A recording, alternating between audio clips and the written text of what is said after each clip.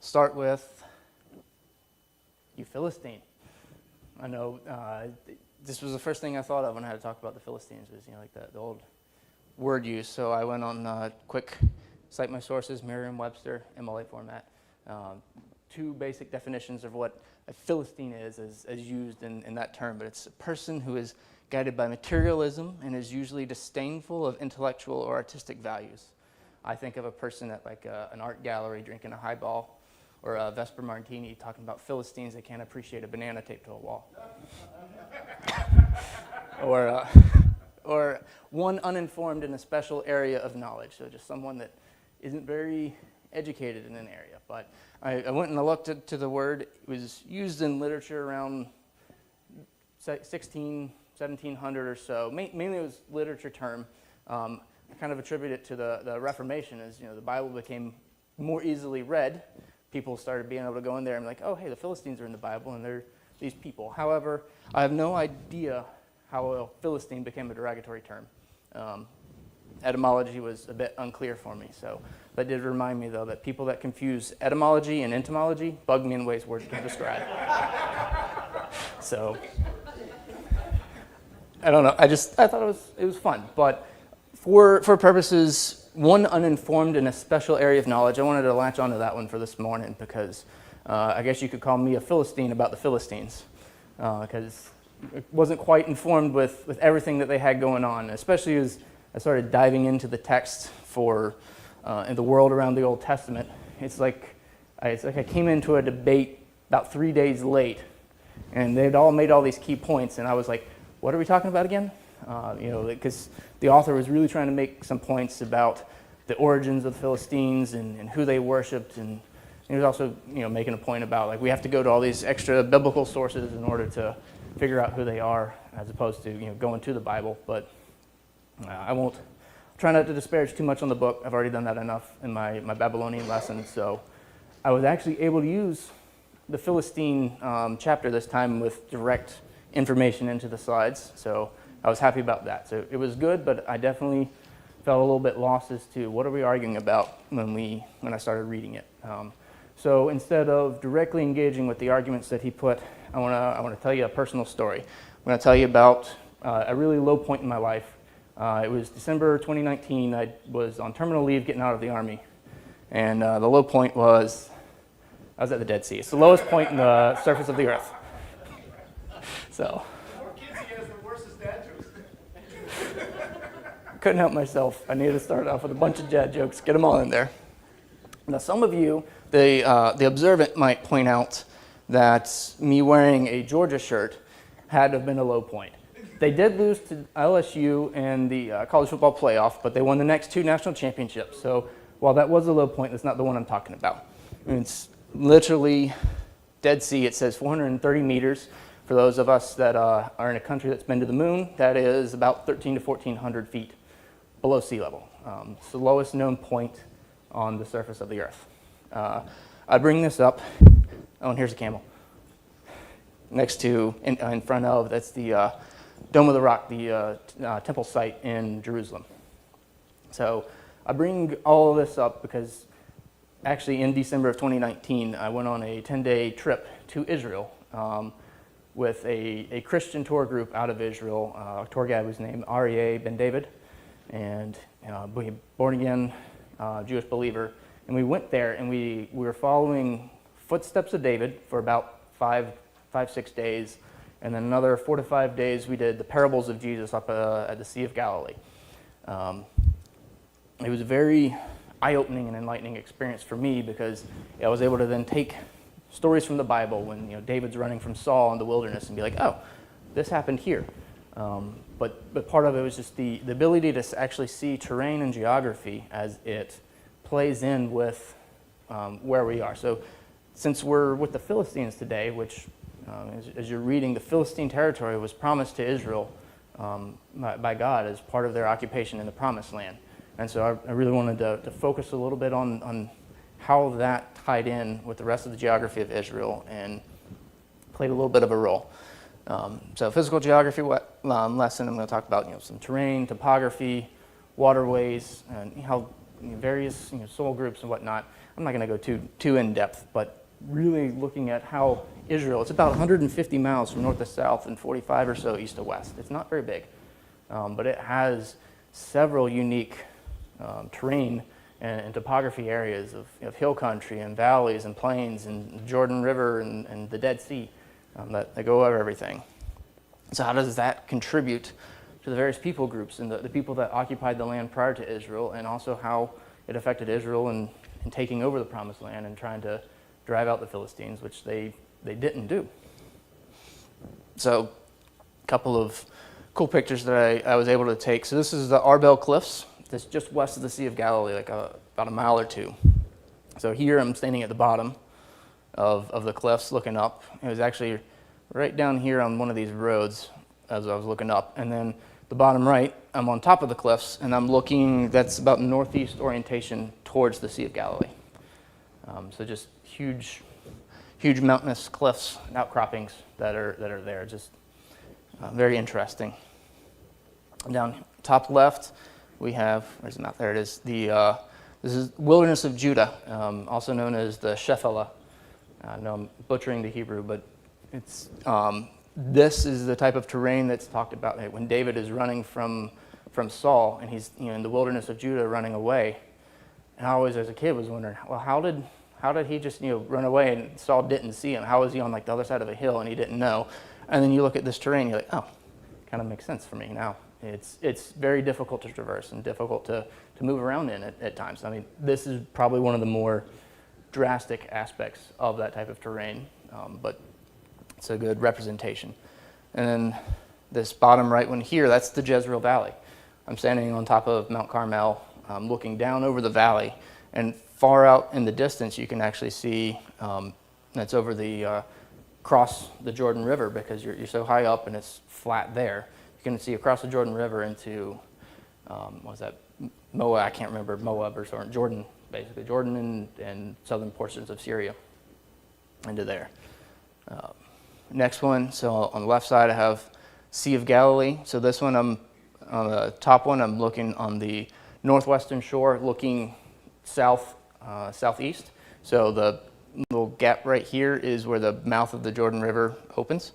On the bottom one here, I'm in the same spot, but I'm looking directly east across the plain, across the sea. And then on the right, this is up at the Golan Heights on the border with Syria, and that's Mount Hermon with the snow on it. So you can see the vast differences in the geography, even in just a little bit of an area. Top left, this is Rift Valley. So this is close to where Jericho was. Ignore the mines there. The conflicts have been going on for a while, so they plant mines, so we couldn't get off the road and go look around. But you can see it's very flat. But then this is just to the west. It's a ridge of mountains. That's I have a video in a minute that will talk about it. It's the hills that start leading up into the Shephelah again and into where Jerusalem is, and Bethel and Shechem and the rest. And then bottom right is the Jordan River. That's Jordan right there. It is the dividing line where they are right there. So it's very fertile. They use the Jordan for irrigation for all of the Jordan River Valley to the north in Israel for plant life and growing their crops and agriculture. So it's definitely at a lower point, but just very interesting to me. And I know some of you that have been in the military can appreciate talking about route analysis here. So I have a video. Pardon the editing. I think it was made in like 1995 or so. But I think it highlights, now that we have an idea of terrain. The serpent is, how does a serpent talk? Oh, there's a 5-second video, but that's a good one, so that's okay. The ad. And not only that, but it highlights how difficult it was, especially as we today with planes, trains, automobiles kind of take for granted crossing over a mountain range or driving somewhere, how difficult it was to do it on foot, especially if you have an army or a people group that you're trying to move. How difficult that was, and the various avenues and routes, maneuver corridors that are in existence in Israel. So it'll be about short 5.5 minutes.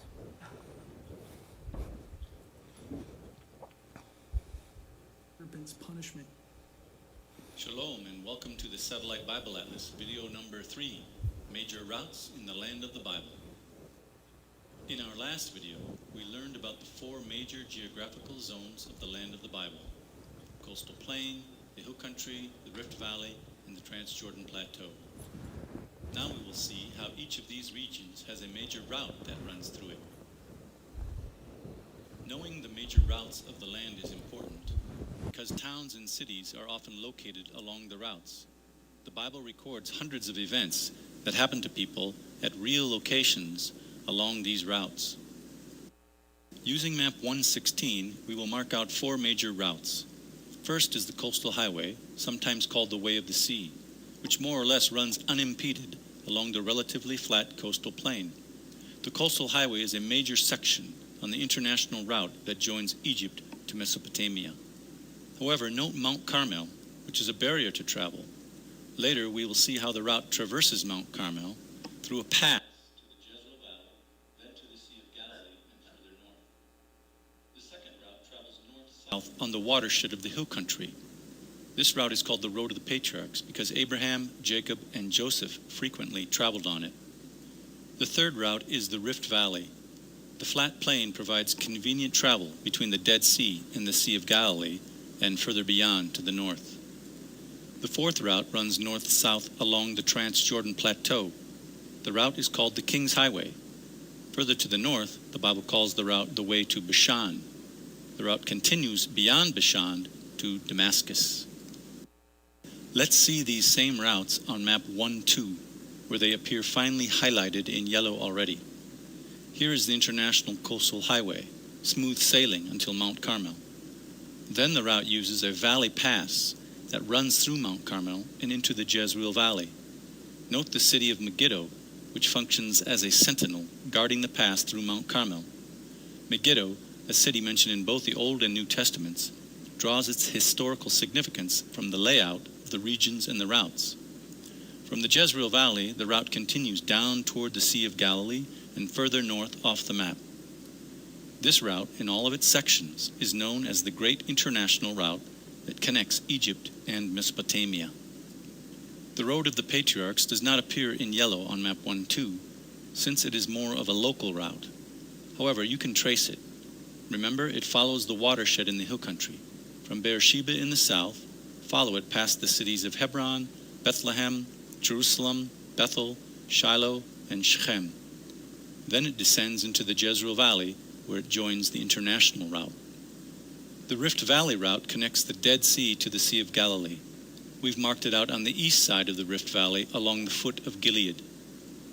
Finally, the King's Highway comes through Moab, along the plateau, past Rabat Ammon and Gilead, north through Bashan, and off the map toward Damascus. Using map 115, let's take a closer look at why the Jezreel Valley is a hub for routes. Note that this map is east-oriented. North is to the left. The Jezreel Valley is a wide, flat, triangular, or arrowhead-shaped plain that breaks the hill country. It is a hub of routes since it is the easiest place to cross east-west through the land of the Bible. We've already seen how the Great International Route comes along the coastal plain and then utilizes the Jezreel Valley, avoiding the high hill country as it makes its way northeast. Note likewise how traffic crossing east-west, joining both the Rift Valley route and the King's Highway with the Mediterranean Sea, also avoids high hill country by passing through the Jezreel Valley. As the most convenient east-west crossing in the land of the Bible, the Jezreel Valley is an intersection of international routes. There are many biblical events that occurred in the Jezreel Valley because it is the number one way to cross east-west through the country. Here is the wide Jezreel Valley, looking from Mount Carmel as far as Gilead in Transjordan, and the ruins of ancient Megiddo overlooking the Jezreel Valley. Across the valley are the Nazareth Ridge, Mount Tabor, and the Hill of Moreh. As in biblical times, the modern highway comes through the Megiddo Pass into the Jezreel Valley. There are other east-west passages through the hill country, but none are as convenient as the Jezreel Valley. Note on this cross-section sketch how difficult it is to travel from the Mediterranean Sea to Transjordan through the hill country near Jerusalem. Leaving the coastal plain, one ascends nearly 3,000 feet to the hill country watershed, and then descends over 4,000 feet into the Rift Valley. The ascent to Transjordan is another 4,000-foot climb. In comparison, traveling west to east via the Jezreel Valley involves a relatively flat journey and ascent of a little over 200 feet. Hey, I'm standing here on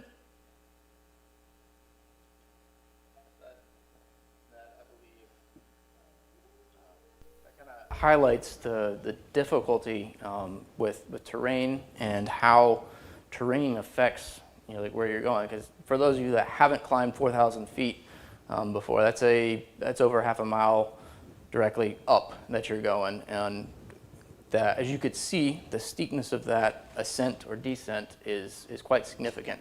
So going from the coastal plain where the Philistines reside up into the hill country creates almost a natural barrier to their expansion coming off of that trade route. Plus, if they're sitting on top of the coastal plain, that international highway, they're well positioned for trade and for the travel and controlling even that highway. So there's no need for them to move further in. So just looking at terrain going from Transjordan, 4,000 feet down in the Dead Sea, coming back up to Jerusalem, it is just a significant travel. And I just wanted to be able to highlight that aspect of how topography plays into other aspects. And then you can also see as we go further into Judges and Samuel with all of the actions that happened there on the coastal plain with the Philistines and into the Shephelah, the Judean wilderness, just the interactions and how topography played. And I'll link to it a little bit later as well and some other aspects that I was able to see. So now I'm going to get into the Philistines. So who were the Philistines? So from the world around the Old Testament, the Philistines were people of northeastern Anatolian or Aegean Mediterranean origin who settled on the southern coastal strip of Canaan. So that was actually news to me, is that they believe that they're Mediterranean, Aegean. So from the Aegean Sea area, that peninsula area, Anatolia, very interesting as well. The ancient sources, including the Hebrew Bible, it appears that the Philistines organized their society into a city-state system. So generally in the Bible, when we read about the Philistines, we hear about the 5 city-states. They have Gath, Ekron, Ashdod, Ashkelon, and Gaza. So Ekron and Gath were located near the border between the coastal plain and the Shephelah, where the Judean wilderness was. So they're right on the border with Israel. And then Ashdod, Ashkelon, and Gaza were further along the coastal plain on the actual coast itself to the west. So where were the Philistines? So as we've talked about, they were on, there we are, the coastal plain here. So it says at the height of their existence, their southern border was the Brook of Egypt. They reached as far north as modern-day Tel Aviv. They had the Mediterranean Sea on their west and up into the Judean hill country here on the east.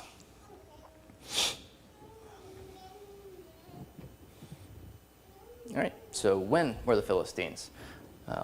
So records, and this is according to World Around the Old Testament, indicate that they settled the area around the transition from the late Bronze Age to the Iron Age, which was circa 12th century BC, which, going back to the lesson about Exodus, kind of conflicts a little bit with the timeline of the early Exodus, if you have that around, which was 1440 BC. Because as we see in Exodus 13, 17 to 18, the Lord took the Israelites by way of the wilderness of the Red Sea rather than going the 3-day journey through the Philistine territory coastal highway. Tipping my hand, I think the early Exodus 1440 is more accurate in that one. However, the Bronze Age itself was 3300 BC to around 1200 BC. So a couple hundred century shift isn't unheard of. Plus, most of the records are receipts And if they didn't have receipts from the Philistines, then who knows exactly when they were there and when they settled. A couple other arguments that I'll get to and point out as we go through the rest here of why I think the discrepancy is slightly minor. But I believe that probably a little bit before 12th century, the Philistines had actually settled into the coastal land. Their Philistines coincided primarily with the Israelite settlement of the Promised Land. Specifically coming from the Bible, we hear of them a little bit beforehand, but then predominantly we hear mainly of the Philistines in Judges and 1st and 2nd Samuel, and then the reiteration of 1st and 2nd Samuel in 1st Chronicles. And then after the time of David, we don't really hear much about them. They're mentioned a little bit in the prophets every now and again, but for the most part, they've kind of petered away, and we don't know. So again, early Exodus, circa 1440 BC, and then exile of Judah to Babylon was in 605, and then we have records in the first full year of his rule, Nebuchadnezzar II marched against Philistia, whose city-states presumably were now allied with Egypt, and destroyed Ashkelon, so one of the major cities of the Philistines, bringing an end to the semi-independent city-state system that had endured in the region for previous centuries. So after that, the Philistines as a people group were no more. They were now subsumed unto the other peoples of the land. So around 1440, a little bit before, up until time of the kings of Israel, they were large power, and then they were minor players in history up until they were destroyed and subsumed by Nebuchadnezzar. All right, so a couple of unique facts about Philistines. So throwing this in, their chief deity was Dagon. Show a little picture of him. So there are a lack of mythical narratives about Dagon. So we don't know a whole lot about him. They believe he was considered like a father of gods, and supposedly Baal was one of his offspring, according to the myth that we do have.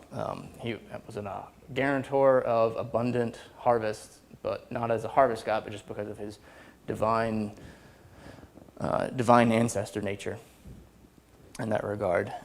Wikipedia doesn't believe that he was a half man, half fish, according to this picture. Supposedly that was made up within the past couple of centuries. I didn't dive too much into that to really know. That was going to lead down another rabbit trail, but Wikipedia also doesn't believe that coastal peoples worshipped Dagon as an entity, but that obviously goes against what the Bible says, because the Philistines were on the coast and the Philistines worship Dagon. So that's what he looks like. Additionally, I thought interesting, the author of World Around the Old Testament goes to great lengths to also try to argue that the Philistines worshipped a female goddess of unknown name and unknown origin. And that's where my lack of understanding I don't understand that argument while he was making it. But he wanted to make it a point, so throw that one out there. But she doesn't have a name, and we don't know what she does, so yeah. Additionally, unique fact I thought about, that the Philistines had giants. We know that of historical record of the 12 spies of Israel talked about the land was being filled with giants. So 10 of the spies didn't want to go up and fight them because they're too big for us. We can't fight them. And additionally, we also have the record of Goliath and his brothers that David and his mighty men defeated that were very tall. So I'll let other people that are far more intelligent tell you where the giants came from and all the arguments about who they were, but they had them. So, cool, unique facts. So then I wanted to dive into Philistines were Aegean. So this one, like I said, this was a little bit of news to me. I didn't know where we were driving at with the argument. So with my limited understanding, I don't know why it was such a huge deal. It could be just he's trying to prove where they came from, but it also sounded like the author was trying to discredit something in the Bible, cast doubts on whatever interpretation of it. So I wanted to dive into it a little bit more. So in Genesis 10, there's the table of nations. Specifically 13 and 14 talks about Mizraim became the father of Ludim and Anamim and Lehabim and Naphtuhim and Pathrusim and Casluhim, from which came the Philistines and Caphtorim. Don't ask me to say that again. And apparently, Kaftor is taken to be a reference to the island of Crete, unless one should follow the Septuagint, which translates the name of Cappadocia and Anatolia. And then also, interestingly enough, in Amos 9:7, Amos is quoting the Lord saying, "Have I not brought up Israel from the land of Egypt, and the Philistines from Kaftor, and the Arameans from Kir?" I didn't know if Amos talked about the Philistines, so that was cool to be able to look at. But it's also saying, re-emphasizing the Philistines from Kaftor. And I don't know where Kaftor is, so I can't really talk intelligently about it. But I just wanted to point out that the goes to links to try to link the Philistines to being Aegean, not being native Canaanites, having moved and settled there at some point prior to. Additional arguments were made from their pottery that they had was very much like the pottery that came from the Aegean region. It could be attributed to they brought it with them when they traveled there. It could be that they're on the coastal highway, and so people whom they traded with also had pottery that looked the same. But they talked about that, and they also talked about Goliath, which from his armor and also his name, it sounded very Aegean of his name. I'm not a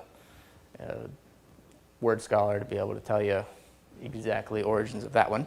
But in 1 Samuel 17, we have the description of his armor, and they're saying it matches a Mycenaean soldier. Other people could say it doesn't really match, but it's a mixed match of other different styles in the region, kind of with that being on that coastal plain, a confluence of the different peoples that were walking through, or it could be that of an actual Mycenaean, Aegean descent. So we'll go from that. But if you read it, then a champion came out from the armies of the Philistines named Goliath from Gath, whose height was 6 cubits and a span. He had a bronze helmet on his head, and he was clothed with scale armor, which weighed 5,000 shekels of bronze. He also had bronze greaves on his legs, and a bronze javelin slung between his shoulders. The shaft of his spear was like a weaver's beam, and the head of his spear weighed 600 shekels of iron. His shield carrier also walked before him. That's a big dude. And as you think about it, too, I also want to point out, remember I was talking about the time frame of the Philistines when they came there. They say it was late Bronze Age into early Iron Age. And if you look at the description of his armor, it's all bronze. The only thing that's iron on there is the spearhead. So that fits in with the time frame of Goliath was around there. In my mind, understanding if most of his armor is bronze, if they had fully transitioned into the Iron Age, it would have been iron or had more iron incorporated into it. But as of now, he's mainly wearing bronze that's left over.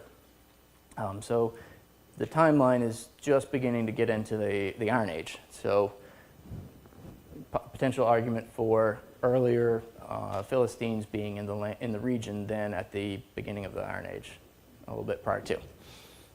Just argument from Nate. So, all right. So, going into Philistines in the Bible. Yep, they're in there. All right. No, so predominantly we see the Philistines occur in Judges with Samson. We see it in 1 and 2 Samuel with Saul and David a lot, and then also the retelling of that in 1 Chronicles.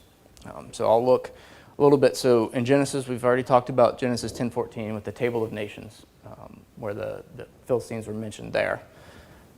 Genesis 21, so Abraham and Abimelech make a covenant. And then also in Genesis 26, Isaac sojourns in the land of the Philistines. So you might look at that and say, well, this was well before the Israelites went into captivity in Egypt, when they were there for, 430 or 480 years or so, and then they left. So the Philistines had to have been there earlier, but could also tie back into, we don't call it New Amsterdam anymore. We refer to it as New York type deal so that people can understand the region that they were talking about. But again, we also can put this into perspective. We know that Abraham dwelt in the Judean wilderness. The Philistines were there. So in that in that general region that we're able to talk about. Those are the primary references of the Philistines in Genesis. Moving into Exodus, we have Exodus 13:17. I already mentioned earlier, but now when Pharaoh had let the people go, God did not lead them by the way of the land of the Philistines, even though it was near, for God said, the people might change their minds when they see war and return to Egypt. Hence God led the people around by the way of the wilderness to the Red Sea, and the sons of Israel went up in martial array from the land of Egypt. So the coastal highway, again, going from Egypt, connecting all the way up into the land of Israel, it'll probably be about a 3-day journey to take.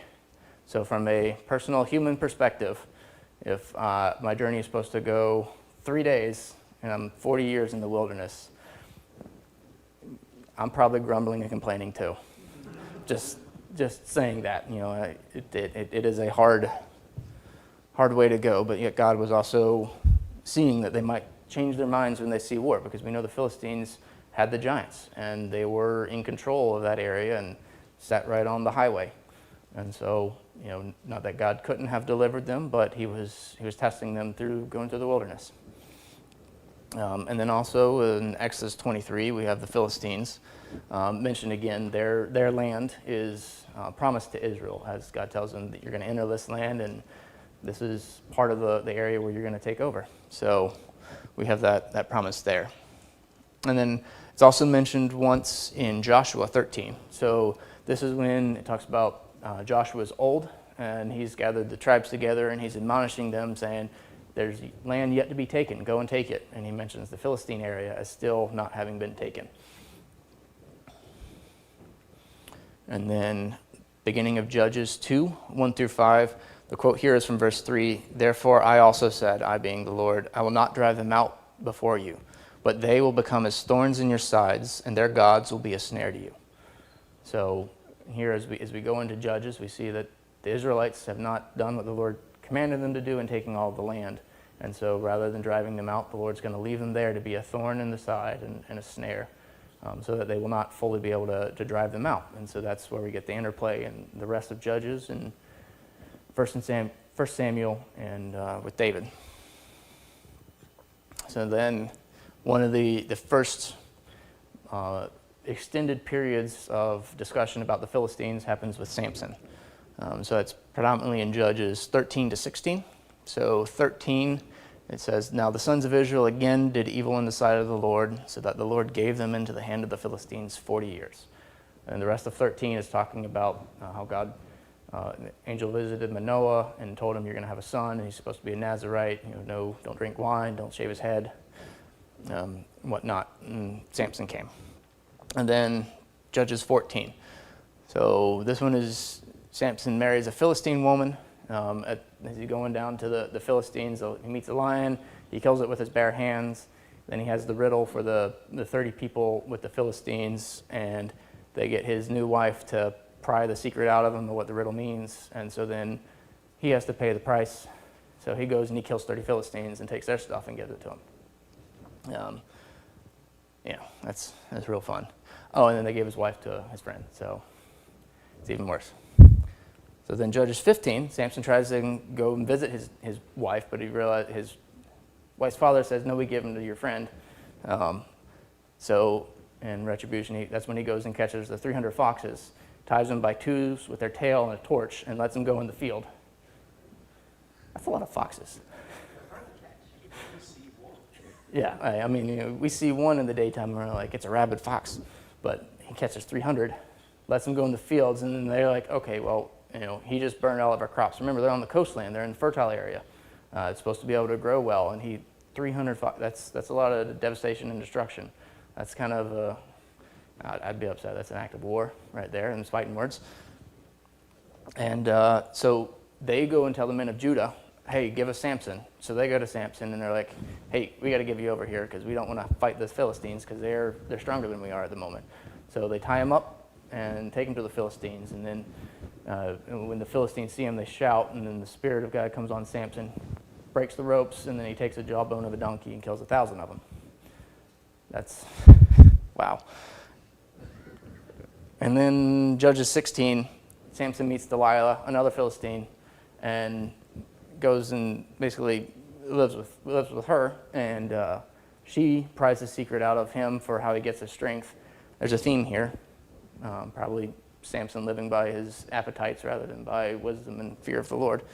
So he's taken captive. His eyes are gouged out, but he gets revenge in the end.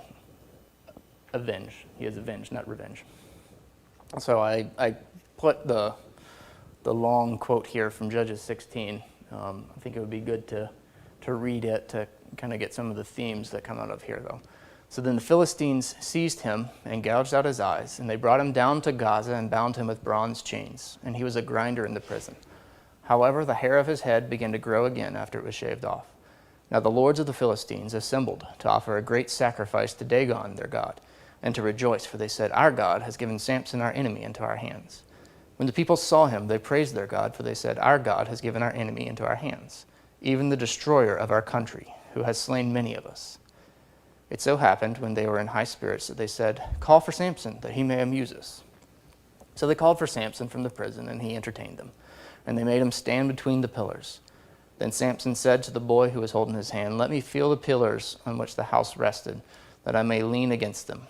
Now the house was full of men and women, and all the lords of the Philistines were there. And about 3,000 men and women were on the roof, looking on while Samson was amusing them. Then Samson called to the Lord and said, "O Lord God, please remember me, and please strengthen me just this time, O God, that I may at once be avenged of the Philistines for my eyes." Samson grasped the two middle pillars on which the house rested and braced himself against them, the one with his right hand and the other with his left. And Samson said, "Let me die with the Philistines." And he bent with all his might, so that the house fell on the lords and all the people who were in it. So the dead whom he killed at his death were more than those whom he killed in his life.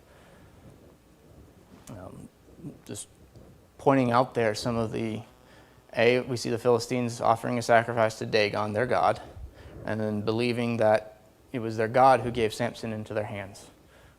So theme we'll come back to a little bit later, but with the idea of warfare happening not just between people, but between gods. All right, so then we move into 1 Samuel. So chapter 4, this was the story of after Samuel was apprenticed to Eli, his two sons went off, Hophni and Phinehas, that were doing evil, but the Israelites fought the Philistines, and they said, "We're going to take the ark with us, because we're going to trust in the ark to save us, to be able to fight." And the Philistines got afraid when they heard the ark come into the camp of the Israelites, but yet they still won and defeated the Israelites.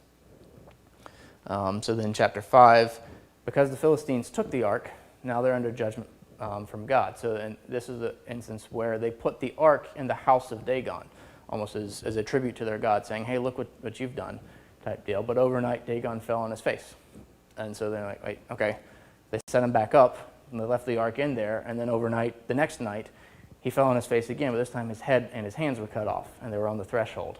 And so the Philistines are starting to realize a little bit that, okay, maybe our God isn't so cool in that regard. But then they were also under judgment because they had tumors break out and diseases, and because the ark was with them and they had taken it from the Israelites. And it stayed with them 7 months, and then they gave it back.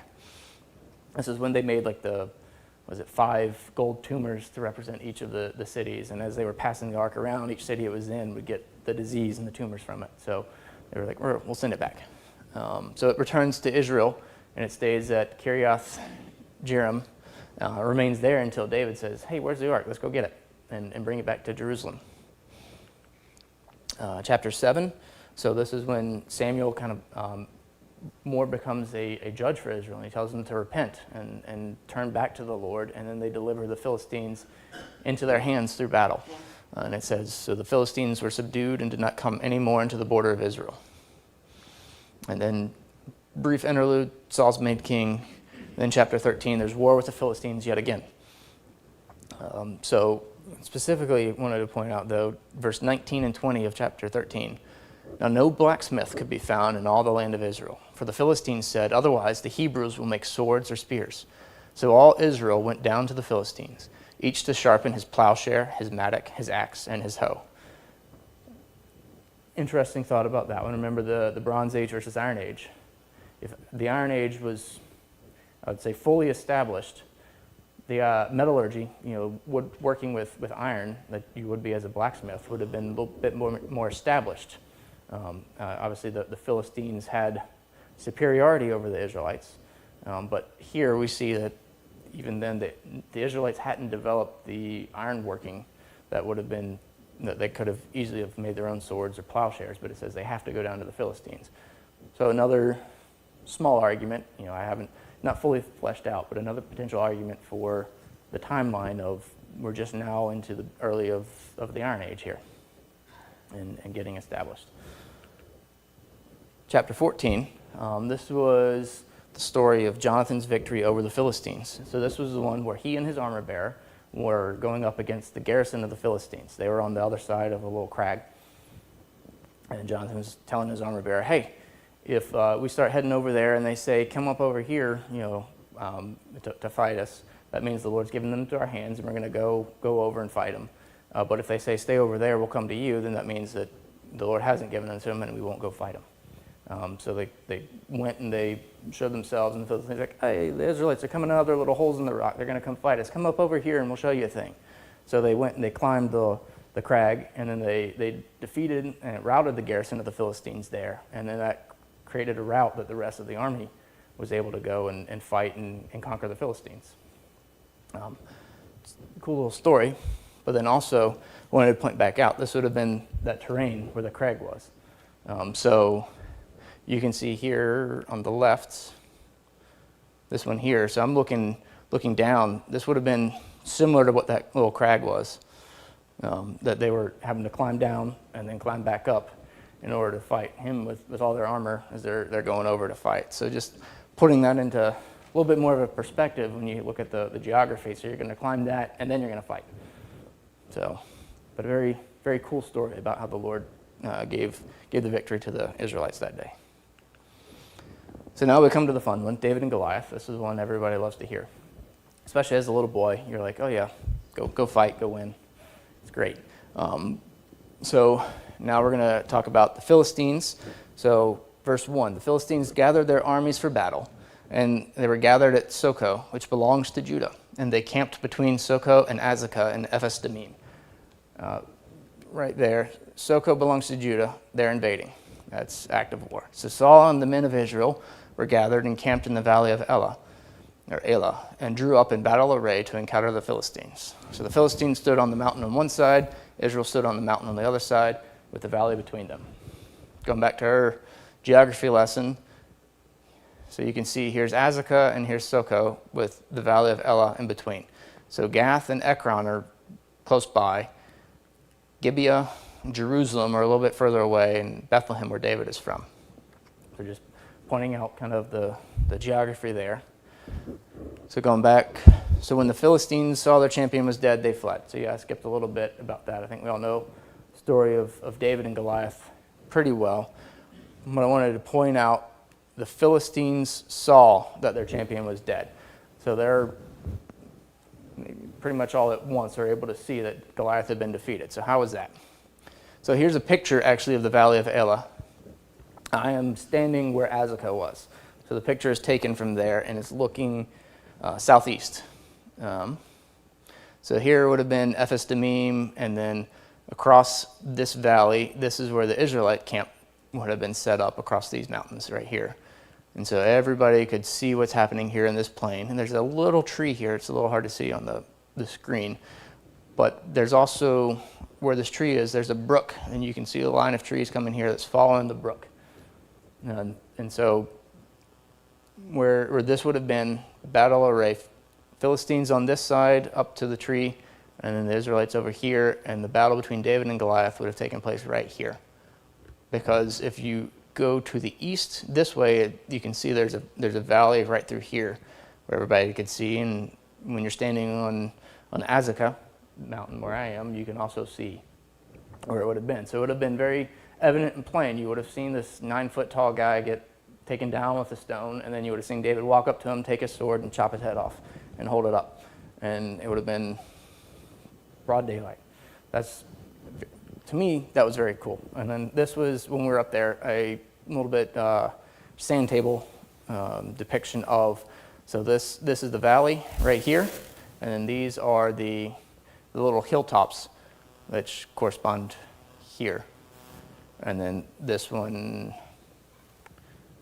easy for you, there we go. This one right here would have been Azekah, where we're standing on. So just kind of a little diagram, sand table chart of the larger area where the battle occurred. So enjoy being able to point that out. All right, so other times that David interacted with the Philistines. So 1 Samuel 18, this is when Saul was like, hey, I'll make him my son-in-law, but you have to go and you give me 100 Philistine foreskins for the bride price for Michal. He's like, okay, I'll double it. 1 Samuel 21, David flees to Gath. So Saul's tried to kill him once, and he flees over to Gath where Achish is king. So then David is acting insane, and Achish is like, I don't have enough madmen, go away. And so David flees over to the cave of Adullam. Interesting note, this is when he wrote Psalm 34, talking about when he feigned madness before Abimelech. Side note, with Abimelech, Abraham and Isaac both treated with Abimelech of the Philistines. So I'm thinking Abimelech is more of like a title, and Achish was the actual name of the king of Gath, as opposed to Abimelech, which would have just been like ruler or leader. 1 Samuel 23, so the Philistines attacked the city of Keilah, and David delivers them. So he hears of it, and he then asks the Lord, shall I go up against them? And he says, yes, go. And he goes and defeats them and takes the people and rescues their stuff. 1 Samuel 27, David flees to the Philistines again. Saul's tried to kill him again a second time, and this time he aligns with Achish of Gath. Basically, I don't want to say allegiance, but he's acting loyal to him. And Achish gives him Ziklag as a city where he and the people of his men would stay and base out of, and they would go and they'd raid the Geshurites and the Girzites. But he would tell Achish, no, I was in the Negev, or raiding against Judah or whatnot, and so making him think he's become odious to the Israelites, but he's actually just wiping out other enemies. Story, 1 Samuel 29, so this is when the Philistines are going to fight the Israelites, and David is going with Achish and the Philistines there, but the other city lords say, no, you can't fight with us. We don't know who you are. You've killed too many of us. We don't trust you. So Achish has to send him away. Providentially, that the Amalekites had actually raided Ziklag and burned the city and taken all the people. So if David hadn't have been turned away to go back, they wouldn't have noticed until many days later when all the people would have been taken to Egypt on that coastal highway. So within the couple of days, they were able to run them down and kill the Amalekites and take back their stuff. So very providential occurrences for being turned back. I do wonder, though, what David was trying to do going with the Philistines to battle. It's one of those what-ifs that I don't really want to get into, but would he have fought the Philistines all of a sudden, or would he have really fought Israelites, going into battle? I think not, but I don't know. And then 1 Samuel 31, this was the battle that the Philistines were going against Israel. This was when the Philistines killed Saul and his sons in that day, which then opened up the way for David to become king. It's just interesting how the enemies of Saul and the enemies of David, or of Saul and David of Israel, were used to make way for David to become king, as promised by the Lord. And then 2 Samuel 5, this is more or less the last reference to the Philistines in the Old Testament that we have until you get into the prophets. But this is where David is made king over all of Israel, so not just Judah, but all Israel. And the Philistines hear of it, and they're like, we're going to go make war on him. And he defeats them twice, 2 different battles, defeats them so soundly that we don't really hear of them again as a people that come after them. So with that, how the Philistines point us to Christ. So a couple of themes that I've been picking up on and trying to emphasize is warfare is spiritual. So as we noticed with Samson and the Philistines, and even with when the ark was taken into battle against the Philistines, warfare in the time of the Bible was seen as spiritual warfare. It was two armies fighting each other, but it was whichever God was more powerful was going to win. And you celebrate the victories by giving the honor and the glory to whoever your God was. It's something that's kind of foreign to us because we're like, no, warfare is just, it's a science that you can calculate. Whoever has more people, whoever has more bombs is going to win. And it's kind of foreign. You have something, Martha? Yes, it's so interesting how Christ was a single person in the New Testament, Mm-hmm.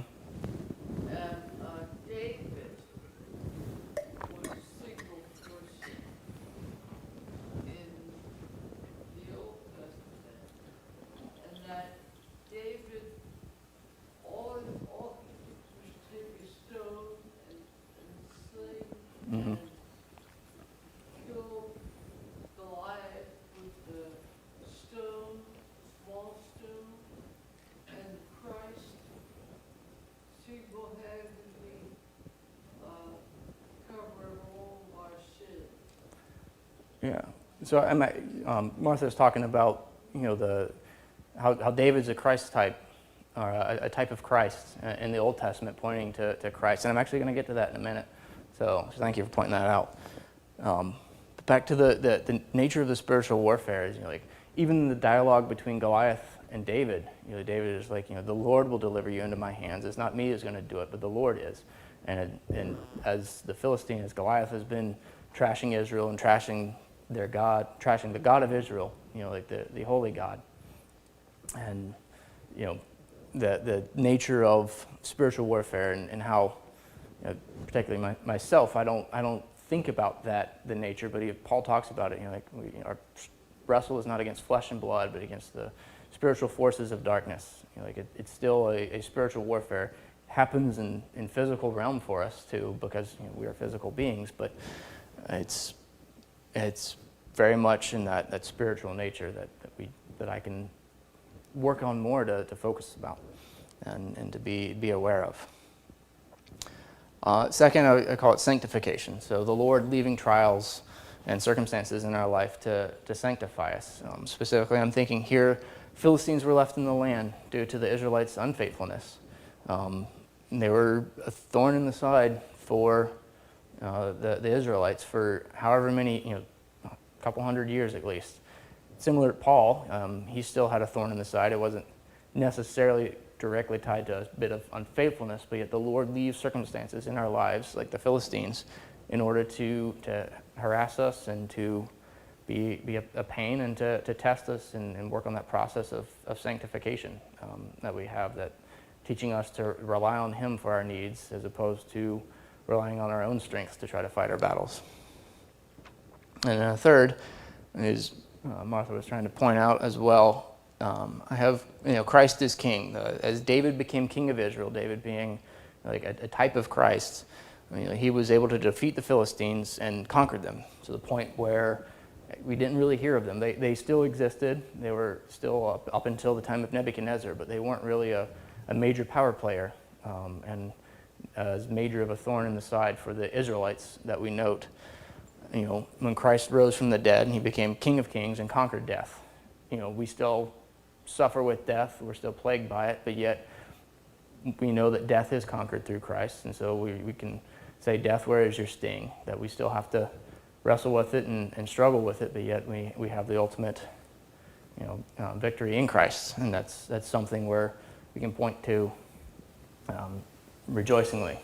And I think something that just struck me as I was talking earlier is how it was the Philistines that killed Saul and that killed his sons that made way for David to become king. And while it was death that killed Christ, but made the way for him to conquer death. As a just interesting analogy, it just struck me. I haven't developed further, but it just so many ways that the Christ type can be there in that. So with that, we have about 3.5 minutes. I almost made it an hour. That's what I have on the Philistines. Are there any questions or comments? Complaints and gripes, go to Pastor Hathaway. Anything else, I'll take. Well, so the temple sounds pretty impressive, 3,000 people on the roof. Did you see anything else about I didn't look too hard into the architecture. John was talking about the temple. There's 3,000 people just on the roof, and how, like when he brought it down. So he was asking about Philistine architecture, but I didn't. I was more focused on geography from the lesson than I was architecture. But go look it up and let me know. Tom, you had something? Yeah, Nathan, there's something I think you'll probably agree with me on in regard to Samson, and that is a shaved head is not a sign of weakness. Yes, I am not a Nazarite. Kurt, you had something? Yeah, it just strikes me again how supernatural realities are around in Scripture. Mm-hmm. We are not materialists. Good. So we need to remember that when we talk with unbelievers today, who are under this notion of materialism, that they're going to see things very differently and think of things as possible in very different ways.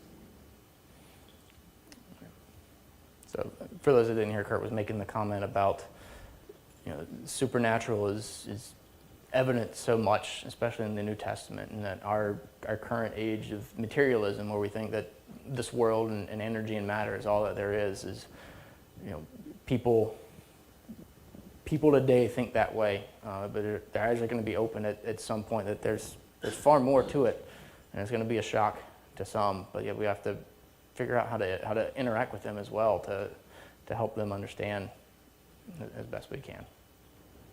I'm just curious, the Philistia region seems like it's a pretty fertile area from what the Bible says. Do you know, does most of the water come from the Mediterranean Sea, or are there a bunch of small rivers in the area?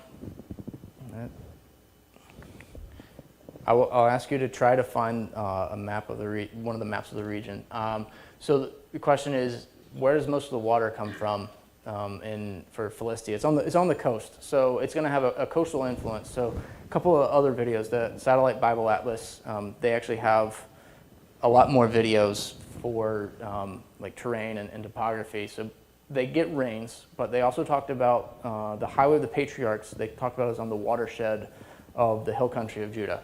So watershed is the point at which if water falls on one side, it's going to run this way, and if water falls on the other side, it's going to run the other way. And so any of the water then that falls in the hills of Judah, if it's on the west side of that watershed, is coming down into the coastal plain. And so they have a number of springs. They also have the water, the coastal influence, because the water will evaporate and come there. And as it hits into the foothills of Judah, it will actually start falling, because then it dries up by the time it gets to the eastern portion going into that Rift Valley. So, where to go? This is where the watershed would be, right here, in this area. Yes? I'm so encouraged by the information that the word Philistine even fell out of our language until the 1700s or something like that, because they were awful. They were tyrants. They were saying, you can't even do your weapons without an okay from us. We have record of Gideon having to thresh in a wine press because they were taxing so heavily. And so even as we think of these powers that we have to deal with, telling us we've got to come to them for weaponry and we've got to give them all the taxes, there'll be a time when we can almost not remember the name for hundreds of years, like the Philistines. Mm-hmm. So it's an encouraging story. It is. So with that, it's about 10:31, and I will go ahead and close us, and we'll get ready for worship.